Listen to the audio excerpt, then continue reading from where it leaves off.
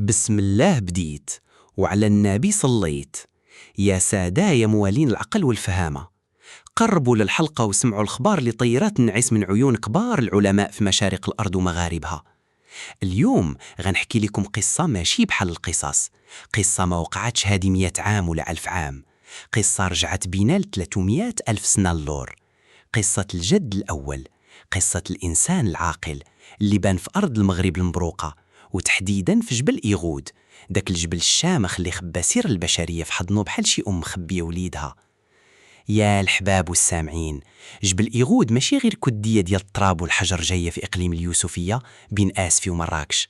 هذا كتاب مدفون تحت الأرض تقرات فيه حقيقة غيرت التاريخ. شحال هادي كانوا العلماء في كل مكان كيقولوا ويأكدوا باللي أصل الإنسان العاقل أي النوع البشري ديالنا بان في شرق إفريقيا هادي 200 ألف عام. بقاو قابطين في هاد الهضرة بحال شي حقيقة ما تغيرش، وكتبوها في المقررات والكتب، حتى جا النهار اللي نطق فيه تراب إيغود وريب ليهم داكشي اللي بناوه. القصة بدات يا سيادي في الستينات ديال القرن الماضي، فاش كانوا الخدامة كيحفروا في منجم ديال الباريط في هاد الجبل، ولقاو جماجم وعظام غريبة. داوها العلماء ديك الساعة وقالوا هذه عظام إنسان قديم من نوع النياندرتال الأفريقي، وعطاوها عمر تقريبي ما فايتش 40 ألف سنة. لكن التكنولوجيا ديال ديك الوقت كانت بقى ضعيفة وما خلاتهمش يعرفوا الحقيقة الكاملة، وبقى السر محبي والجبل ساكت كيتسنى الوقت المناسب والرجال اللي غيفهموا لغاه. ودازت الأيام والسنوات وتطورت العلوم وتزاد المعرفة حتى العام 2004 فاش رجعوا العلماء لجبل إيغود، وعلى رأسهم العالم المغربي ولد البلاد عبد الواحد بن ناصر من المعهد الوطني لعلوم الآثار والتراث، ومعه العالم الفرنسي جون جاك يوبلون من معهد ماكس بلانك. حفروا ونقبوا بالمهل والخاطر، غربلوا التراب حبة حبة عام ورا عام حتى طاحوا على الكنز الكبير.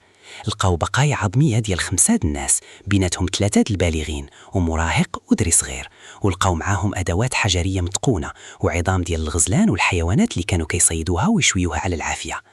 ولما جابوا الآلات الحديثة ديال التوريخ بحال تقنية التألق الحراري والرنين المغناطيسي، ياك ما كدبت عليكم يا الحاضرين، تصدموا العلماء في العالم كامل. لقاو باللي هاد العظام والأدوات اللي حداها العمر ديالها كيرجع ل 300 ألف سنة.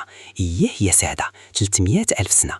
هاد الاكتشاف العظيم اللي تنشر في مجلة نيتشر العالمية عام 2017 بين باللي الإنسان العاقل ما بانش غير في بقعة واحدة في شرق إفريقيا، بل كان كيتسارى في إفريقيا كاملة، وأن أقدم أثر ليه حتى اليومنا هذا كاين عندنا هنا في المغرب.